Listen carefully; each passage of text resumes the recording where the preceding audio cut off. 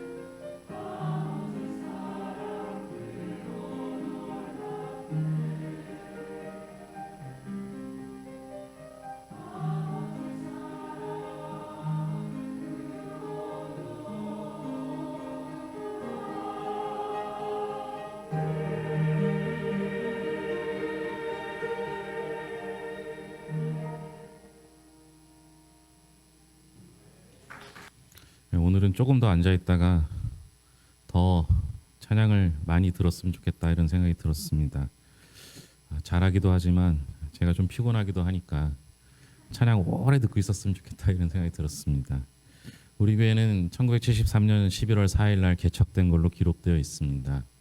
아마 이제 오늘 오후에 임직식 때 우리 개척하신 목사님이 오시기로 했으니까 그분 얘기를 들으면 이제 정확한 날짜는 알 수 있겠지만 기록된 거로는 73년 11월 4일이니까요. 우리가 올해 딱 50주년을 맞이한 예배가 됩니다. 사실 우리 교회는 한번 그 죽을 뻔한 고비를 넘긴 거죠. 아무도 없는 교회에 물론 아무도 없진 않았죠. 두 분 계신 교회에 제가 부임해서 지금까지 일어났는데요. 저는 늘 하나님께서 왜 이 교회를 죽이지 아니하시고 살리신 이유가 무엇일까 늘 고민을 했었습니다. 하나님께서 괴산에 꼭 필요한 교회이기 때문에 살려두셨다라는 결론을 이루었고요. 그 일을 위해서 우리 교회가 괴산에 꼭 필요한 교회가 되어야 할 것입니다.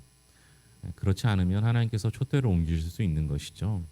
우리가 50주년을 기념하면서 이 마음을 꼭 품고 괴산에 꼭 필요한 교회, 꼭 필요한 성도가 되기를 위해서 날마다 기도하면서 나아갔으면 좋겠습니다.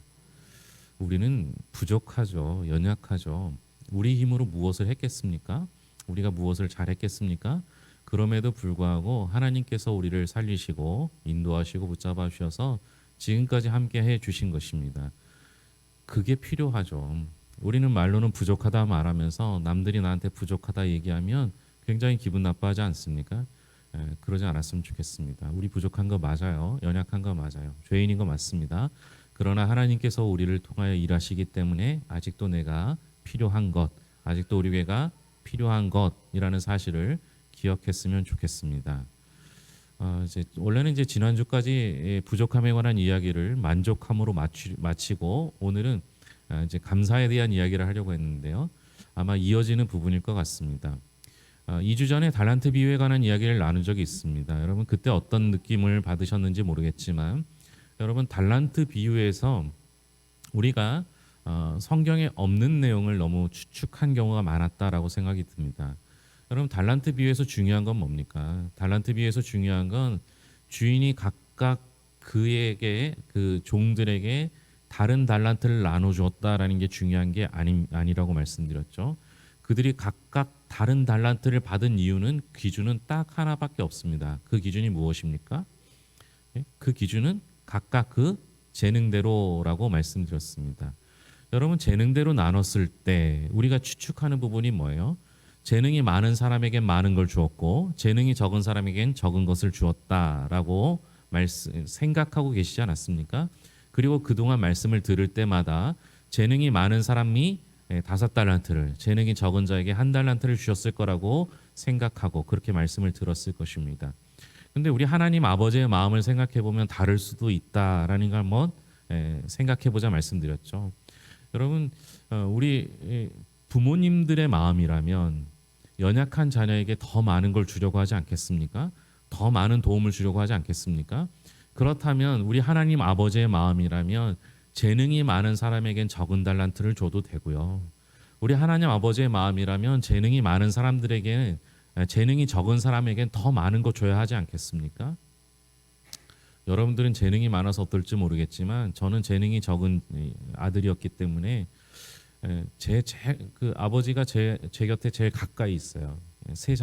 남매 중에 제가 제일 가까이 있어요. 제게 제일 먼저 기회를 줬고요.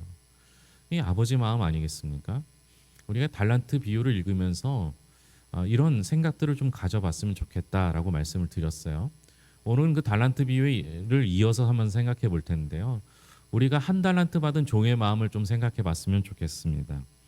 이 1달란트 받은 사람은 문제를 가지게 되는데요. 도무지 자기가 왜 1달란트 받은지를 모르고 왜 그런지 생각하지 못하고 5달란트 받은 사람을 보면서 그가 받은 5달란트에 집중하게 됩니다. 그러다가 자신이 가지고 있는 그 1달란트는 잊어버린 채 심지어 묻어버리게 되는 것이죠. 여러분, 부족함은 우리를 살릴 수 있어요. 그런데 불만족은 우리를 죽이게 됩니다. 한 달란트 받은 사람의 문제는 부족한 돈의 액수가 아닙니다. 그의 문제는 부족함 때문이 아니라 불만족 때문입니다. 부족함을 느끼는 것과 불만족을 느끼는 것은 하늘과 땅만큼 큰 차이가 있습니다. 하나님은 부족한 사람은 도와주셔요. 그런데요, 불만족 있는 사람은 도와주실래야 주실 수가 없어요. 한 달란트 받은 사람은 부족함이 아닌 불만족으로 일관했던 것입니다. 한 달란트 받은 사람의 문제는 과연 어디 있을까요? 도대체 무엇이 그로 하여금 만족을 모르는 사람으로 만들었을까요? 거기에 몇 가지 이유가 있습니다. 첫째는 자신의 눈으로 5달란트를 본 것이 문제였습니다. 한 달란트는 결코 적은 돈이 아니거든요. 이제 오늘 원고에다가는 약 6억 정도라고 말씀을 기록을 해놨는데요.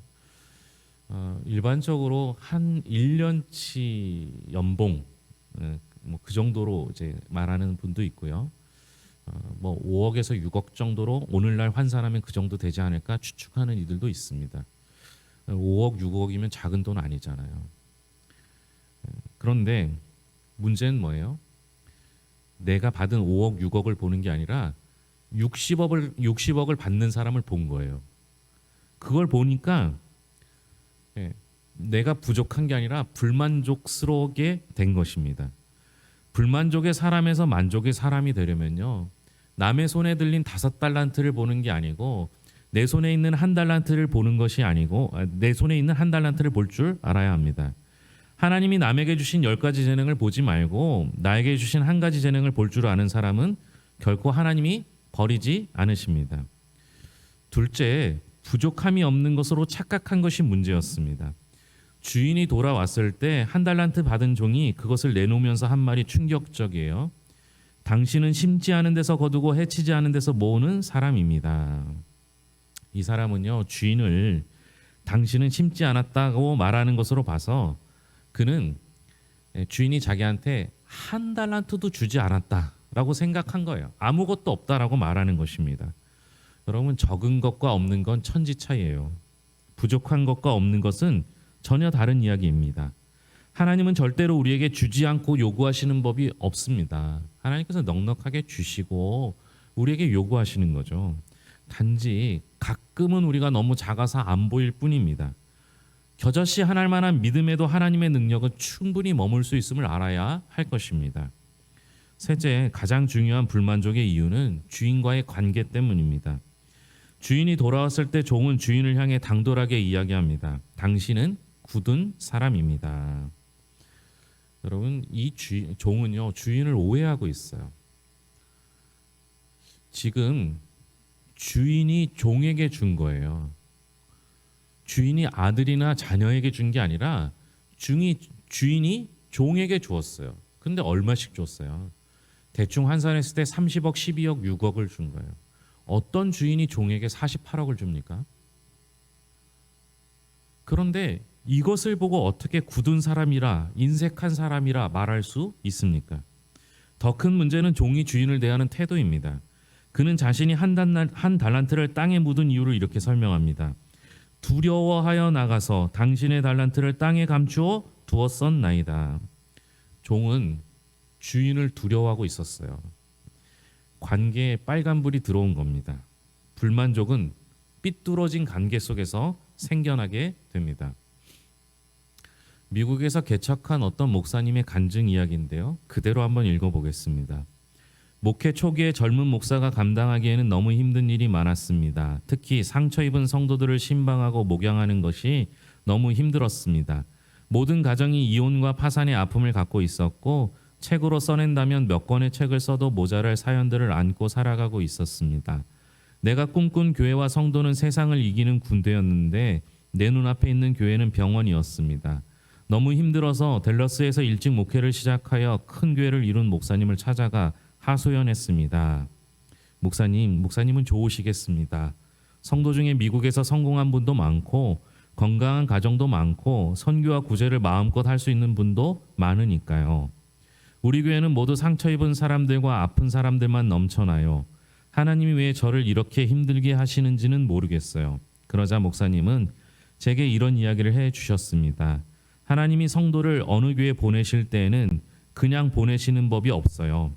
상처받은 한 성도를 교회에 보내실 때는 하나님께서 댈러스의 어느 교회에 보내면 이 상처 입은 영혼을 잘 보살펴 줄까를 생각하시다가 목사님과 목사님의 교회를 생각하시고 믿고 보내주신 거예요.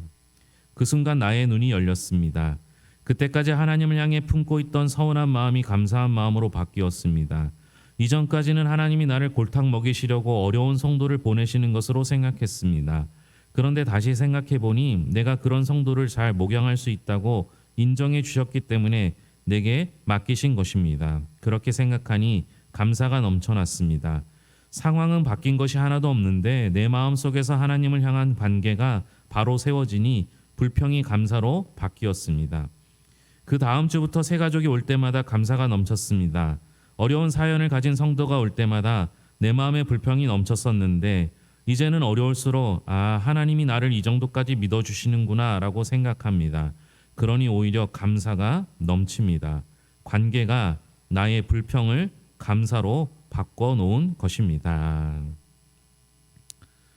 한 달란트 받은 사람과 주인의 관계를 생각해 봅시다.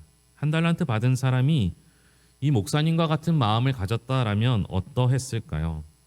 그가 주인을 두려워하지 않고 주인을 피도 눈물도 없는 인색한 사람으로 생각하지 않고 자신을 믿기 때문에 한 달란트를 맡기셨다고 생각하면 어떤 마음이 들었을까요?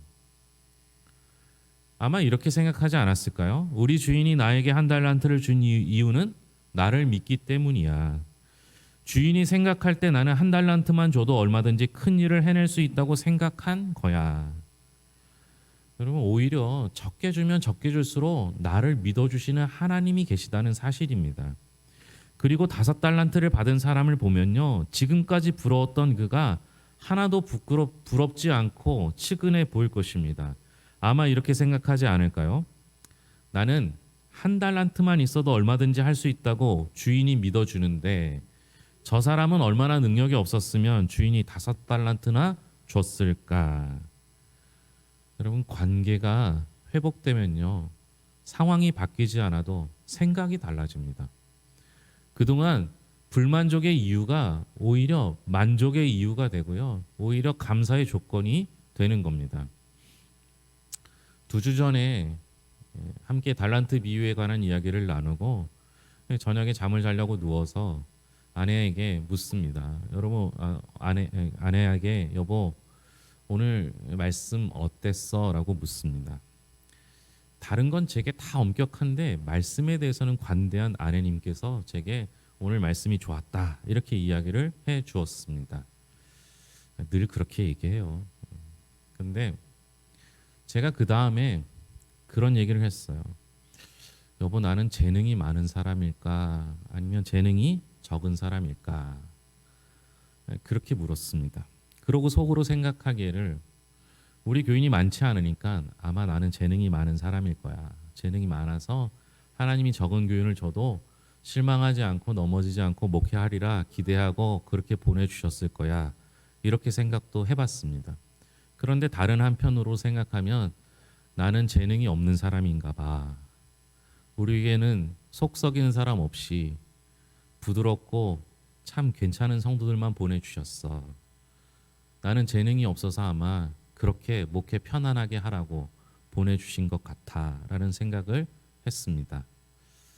여러분, 저는 재능이 많은 목사일까요? 재능이 적은 목사일까요? 잘 대답하셔야 합니다. 그죠? 그런데 아마 어떻게 대답하셔도 저는 서운하지 않을 것 같습니다. 상황이 바뀌지 않아도 하나님께서 제게 가장 필요한 대로 붙여주시고 이끌어주시고 인도해 주시지 않았겠습니까? 여러분, 하나님 믿으시죠? 네. 하나님이 여러분들 얼마나 믿으실까요? 하나님이 여러분들 믿는다고는 생각하시죠? 예? 하나님 그럼 우리를 얼마나 믿으실까요? 그 크기는 알 수 없지만 믿을 만한 구석이 전혀 없는데도 나를 믿어주세요. 우리가 하나님을 믿는 믿음이 클까요? 하나님께서 나를 믿는 믿음이 클까요? 예? 하나님께서 나를 믿는 믿음이 커요. 왜냐하면요, 우리는 하나님을 믿는 게 당연해요. 그럴 만한 분이시기 때문이죠. 근데 여러분, 하나님 보시기에 내가 믿을 만한 구석이 어디 있어요? 믿을 만한 분을 믿는 건 사실은 크게 어려운 일이 아닙니다. 믿지 못할 만한 사람을 믿는 게 큰일이죠. 우리 하나님께서는 그렇게 나를 믿어 주십니다. 이제 우리 차례죠. 지난주 시편 23편의 말씀, 여호와는 나의 목자시니 내게 부족함이 없으리로다. 어떤 목사님이 청년들 대상으로 설교를 하기로 약속을 했습니다. 후에 그들 중에 어떤 청년이 목사님께 전화해서 순서지에 넣으려고 하니까 말씀과 제목을 알려달라고 했습니다. 말씀은 시편 23편 1절부터 6절, 제목은 여호와는 나의 목자시니, 이렇게 목사님이 알려주었습니다. 그리고 나서 그 청년이 혹시 실수할지 모를까봐 목사님 뭐 더 없습니까? 라고 묻습니다. 그때 그 목사님이 뭐가 더 필요해? 라고 대답했고, 시간이 지나서 그 청년들에게 설교하러 갔는데요, 그만 순서지를 보고 큰 은혜를 받았다고 합니다. 성경 본문은 시편 23편 1절부터 6절, 말씀의 제목은 여호와는 나의 목자시니 뭐가 더 필요해. 여러분, 그 말씀을 제목을 놓고 보는데 목사님 본인이 은혜를 받았다고 해요. 여러분, 여호와는 나의 목자신데 뭐가 더 필요하십니까? 상황이 변하지 않아도, 소유가 늘지 않아도, 내 건강이 회복되지 않아도 하나님과의 관계가 회복되면 우리는 감사할 수 있는 겁니다. 부족함을 불만이나 불평으로 채우지 마시고, 부족한 가운데서도 역사하시는 하나님을 만날 때 우리는 만족을 넘어 감사로 살아갈 줄로 믿습니다. 기도하겠습니다. 하나님 감사합니다. 지금껏 우리의 부족함에 대해 살펴보았습니다. 부족함은 하나님을 찾는 도구가 될 수 있습니다. 입으로는 부족하다 말하면서 남이 부족하다 하면 왜 그렇게 화가 났는지요. 그러나 우리는 부족한 게 맞습니다. 완벽한 사람은 단 한 명도 없기 때문입니다. 그 부족함 하나 때문에, 그 선악과 하나 때문에 주님을 인정하고 주님을 만나길 소망합니다. 주님을 의지하길 원합니다. 여호와는 나의 목자신데 뭐가 더 필요하겠습니까? 그럼에도 불구하고 우리는 시시때때로 남의 손에 들린 5달란트를 봅니다. 내겐 없는 10가지 재능을 바라봅니다. 그러나 하나님 아버지, 이제부터 남이 10가지, 100가지 재능을 갖고 있다 할지라도 내게 있는 한 가지 재능을 바라보겠습니다. 그것 하나로 충분하다 말씀하셨기에 내게 그 재능을 주셨으니 그 재능 가지고 감사하며 주의 일 감당하며 살아가겠습니다. 무엇보다 상황과 소유가 바뀌는 것이 아니라 하나님과의 관계가 회복되어지길 소망합니다. 50주년을 맞이하는 이날, 주여 하나님 아버지, 하나님과의 관계를 다시 되돌아보게 하여 주시옵소서. 지난 코로나 시간 동안 주님과의 관계가 회복되어지지 않았다면 다시 주님과의 관계가 회복되어지게 하시고 주님과 함께하는 그곳이 그 어디나 하늘나라가 되게 하여 주시옵소서. 우리의 입술에 감사를 담아 주시옵소서. 감사할 일이 많지 않다 할지라도 찾으면 반드시 있습니다. 그저 하나님만으로도 충분히 감사할 수 있사오니 감사의 마음을 가지고 넘치는 사랑과 은혜 가운데 붙잡아 주시옵소서. 하나님 아버지, 오늘 함께 예배하는 이들에게 은혜 내려 주시옵고 하나님께서 주시는 그 놀라운 섭리하심을 깨닫게 하시고 하나님의 계획 속에서 우리를 이끌어 주심과 인도하심을 알게 하여 주셔서 오늘도 주님의 계획 속에 있음을 믿고 감사하며 믿음 가운데 걸어가게 하여 주시옵소서. 오늘 드려진 예배와 점심 교제와 또 오후에 있을 임직식 위에 주님께서 함께하여 주셨고 피곤치 않게 붙잡아 주시옵소서. 모든 것을 예수님의 이름으로 기도합니다. 아멘.